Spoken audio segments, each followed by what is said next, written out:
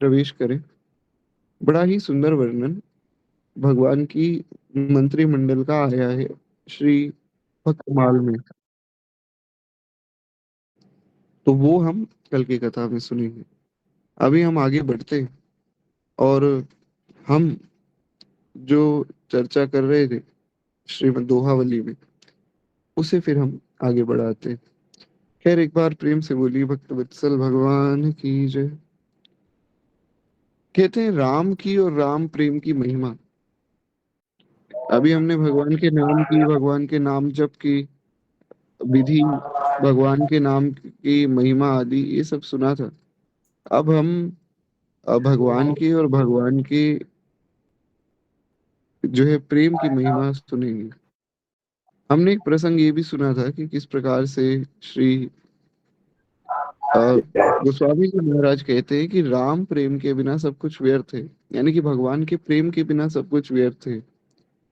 और एक गोस्वामी जी ने प्रार्थना भी की है भगवान से कि हे प्रभु, अब मेरा भी कल्याण कीजिए। तो अब यहाँ पर जो दोहे हैं उसमें भगवान के प्रेम की महिमा गोस्वामी जी बताते हैं।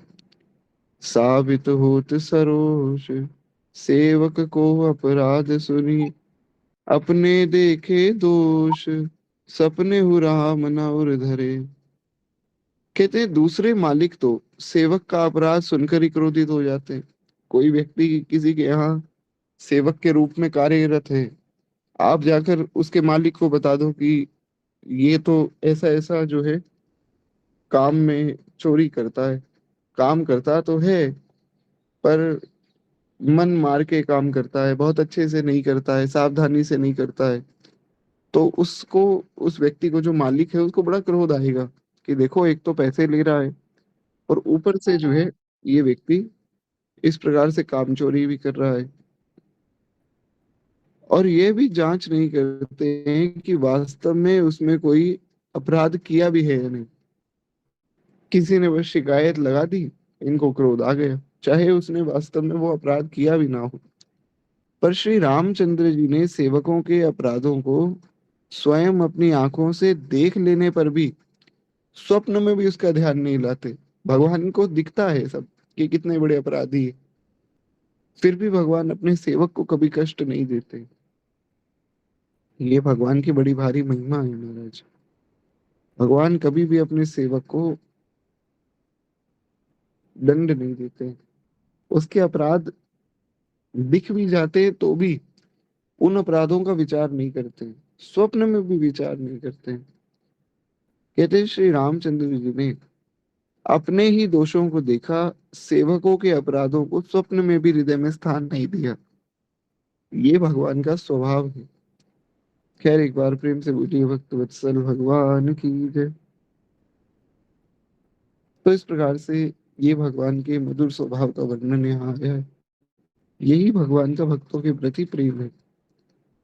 तुलसी राम ही आप ते, सेवक की रुचि मीठी, सीतापति के साहिब ही, कैसे दी जो पीठी। कहते हैं कि श्री रामचंद्र जी को अपनी रुचि की अपेक्षा सेवक की रुचि अधिक मधुर लगती है। यानी कि वे अपनी रुचि छोड़ सकते हैं। भगवान के मन में कुछ भाव हुआ उसको छोड़ सकते हैं, पर सेवक के मन में कोई भाव आया उसको तो भगवान पूर्ण करने के लिए सब कुछ कर सकते हैं। ऐसे सीतापति के समान स्वामी से क्यों कर विमुख हुआ जाए। अगर किसी की सेवा करनी है तो संसार की क्यों करनी, फिर महाराज ऐसे करुणा में भगवान की सेवा की जाए। तुलसी जाके होएगी अंतर बाहर रीति, सो की कृपा लियो देगो केवट पाल ही पीठी। कहते हैं कि जिसके भीतर और बाहर की दृष्टि होगी, अर्थात जो लोक लीला और परम तत्व दोनों को समझता होगा, वह क्या केवट की रुचि की रक्षा करने वाले कृपालु भगवान से विमुख होगा। एक बड़ी विशेष बात है, गोस्वामी जी ने कहा जो इस लोक में और परलोक में अपना कल्याण चाहता है, वो भगवान से पीठ नहीं करेगा। यानी कि भगवान की शरण में जाएगा, भगवान से दूर नहीं भागेगा। लेकिन अगर आपने ध्यान दिया हो, गोस्वामी जी ने कहा सो कृपालु ही देई गो केवट पाल ही पीठी।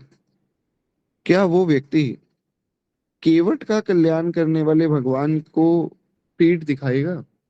इसका आशय क्या है? इसका आशय ये है कि जिन भगवान ने केवट की रुचि भी रखी। अब कोई कहे कि महाराज ब्रह्मा जी कोई भाव लेकर गए, भगवान ने पूरा कर दिया। अरे ब्रह्मा जी हैं, जगत पिता हैं, उनका भाव पूरा कर दिया तो क्या बड़ी बात है। शंकर जी का भाव पूरा कर दिया तो क्या बड़ी बात है, शंकर जी तो स्वयं भगवान है। बात तो तब बने ना जब किसी गरीब की सहायता भगवान करे। केवट से ज्यादा गरीब कौन है? केवट से ज्यादा, केवट से छोटा व्यक्ति कौन है संसार में? छोटा मतलब एकदम साधारण, एकदम सामान्य, जिसके पास कुछ भी नहीं है।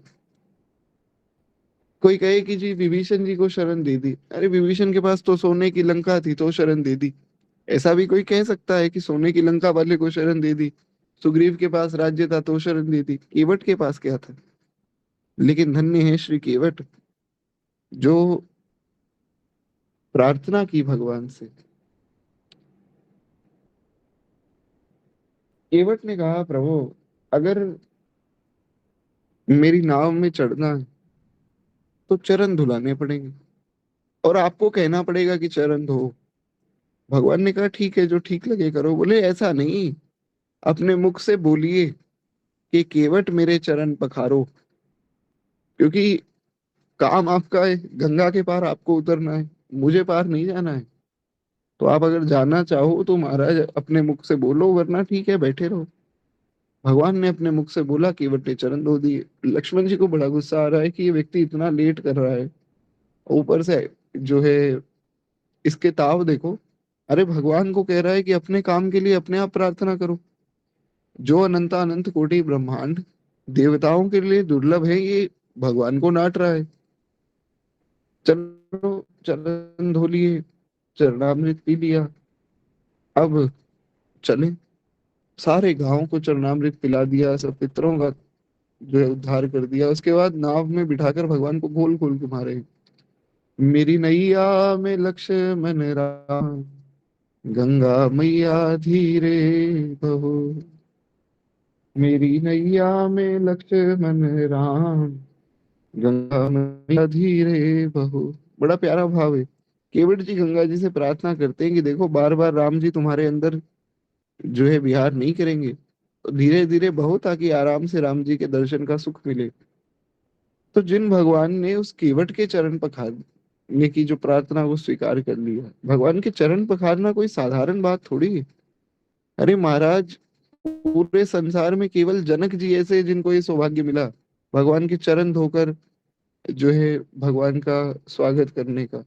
और उनके बाद सीधा केवट ऐसा हुआ जिसको ये सौभाग्य मिला। ब्रह्मा जी शंकर जी को ये सौभाग्य दुर्लभ है जो केवट को मिला। तो ऐसे करुणामय भगवान जिन्होंने केवट को हृदय से लगाया है, उन भगवान की शरण को छोड़कर कहाँ जाए, किसके पास जाए? ऐसा गोस्वामी जी वर्णन करते हैं। एक बार प्रेम से बोलिए भक्त वत्सल भगवान की जय। कैसी करुणा है श्री ठाकुर जी की, कि प्रभु तरु तर कपिडार पर, ते किए आप समान। तुलसी कहूँ न राम सो, साहिब शील निधान। इतना प्यारा दोहा है और इतना प्रसिद्ध दोहा है, संभवतः आप लोगों ने सुना ही होगा।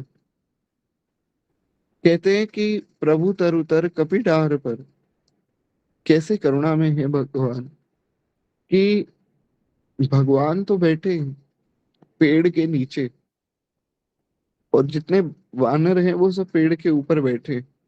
प्रभु तरुतर कपिडार पर, देखिए आप समान। भगवान पेड़ के नीचे बैठे हैं, सब वानर पेड़ के ऊपर बैठे हैं, और उनकी पूंछ, उनके पांव भगवान के सिर के ऊपर आ रहे हैं। लक्ष्मण जी ने कहा प्रभु ये वानर बड़े दंड हैं, इनको शर्म ही नहीं आ रही है कि भगवान के ऊपर हमारे पांव आ रहे हैं, इनको बैठना भी नहीं आता। एक बार आप मुझे आज्ञा दो, एक ही बाण में सबको सीधा कर देता हूँ। भगवान ने कहा कोई बात नहीं लक्ष्मण, बेचारे वानर हैं, इनको क्या पता कैसे बैठना चाहिए, मनुष्य थोड़ी है, कोई बात नहीं। कैसी करुणा है भगवान की कि उन वानरों के चरणों को अपने सिर पे सह रहे हैं। इसलिए गोस्वामी जी कहते हैं, प्रभु तरुतर कपिडार पर ते किए आप समान, अपने समान कर लिया महाराज। ऐसे करुणा में भगवान कहाँ होंगे। तुलसी कहो न राम सो, साहिब शील निधान। तुलसीदास जी कहते हैं कि ऐसे भगवान, ऐसे शील निधान स्वामी अन्य कहीं नहीं मिलेंगे, जो इस अशिष्ट को भी सहकर बड़े प्रेम से बैठे हैं। एक भी वानर, पूरी वानर सेना में ऐसा नहीं था जिसको भगवान ने पर्सनली जाकर जिसका हालचाल ना पूछा हो। सबको हाथ जोड़कर एक एक करके मिले भगवान, भैया तुम हमारे काम के लिए आए हो, तुम्हारा खूब धन्यवाद। एक एक वानर से मिले। अब कोई 100 500 1000 वानर हो तो आदमी मिल भी सकता है।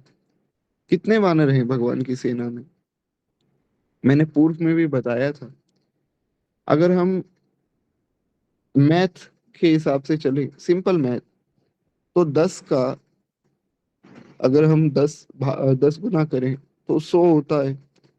यानी कि 10 के आगे अगर हम 10 की जो पावर है उसको 2 करें तो वो 100 होगा। 10 की पावर 3 करें तो वो 1000 होगा। 10 की पावर 4 करें तो वो 10,000 होगा। तो ऐसे बढ़ते बढ़ते संख्या बढ़ती जाएगी। सरल शब्दों में समझें तो 10 के आगे अगर एक जीरो लगाएंगे तो 100 हो गया। 100 के आगे एक जीरो लगा देंगे तो 1000 हो जाएगा। 1000 के आगे एक जीरो लगा देंगे तो 10,000 हो जाएगा। इस प्रकार से 10 के आगे जब आप 67 जीरोस लगाएंगे, जब आप 67 बार 10 के आगे जीरो लगाएंगे, तो इतनी बड़ी जो संख्या है जिसका कोई नाम भी नहीं है, इतनी संख्या में वानर थे रामलीला में। गिनना तो बहुत दूर की बात, इस संख्या का नाम भी किसी को नहीं पता। इतने वानरों भगवान जा जाकर हाथ जोड़कर स्वयं मिले, एक एक वानर से मिले, सबसे क्षेम पूछा है। ऐसे करुणा में स्वामी और कहाँ होंगे महाराज। खैर एक बार प्रेम से बोलिए वत्सल भगवान की जय। तो इस प्रकार से भगवान और भगवान के प्रेम का वर्णन, उसके उनके प्रेम की महिमा का वर्णन गोस्वामी जी ने किया है।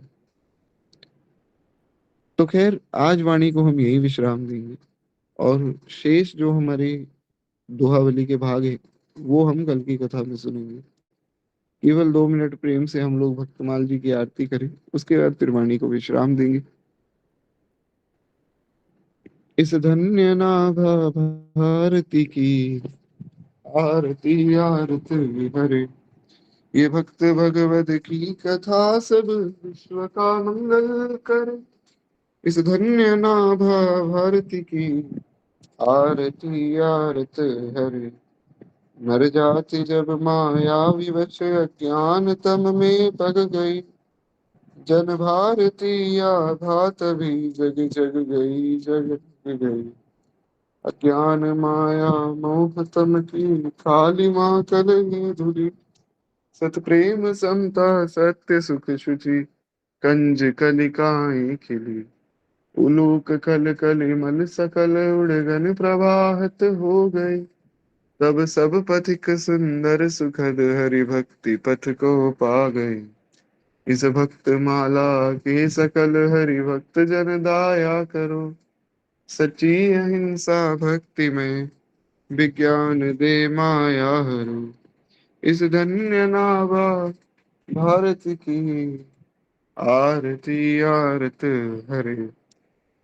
ये भक्त भगवत की कथा सब विश्व का मंगल करे। बोले भक्त वत्सल भगवान की जय। बाल कृष्ण लाल की जय। उमापति महादेव की जय। श्री सद्गुरुदेव भगवान की जय। तो स्वामी श्री तुलसीदास जी महाराज की जय। श्रीमद रामचरितमानस भगवान की जय। समाज भगवान की जय। सब संतन की जय, सब भक्तन की जय, आज की आनंद की जय। जय जय श्री सीताराम, जय जय श्री राधे श्याम। नमः पार्वती पतये, हर हर महादेव शंभु हर। जी तो अगर किसी का कोई प्रश्न आदि है तो हम व्हाट्सएप पर उसकी चर्चा कर लेंगे। अभी के लिए आप सबसे आज्ञा चाहूंगा। श्री सीताराम, श्री राधेश्याम।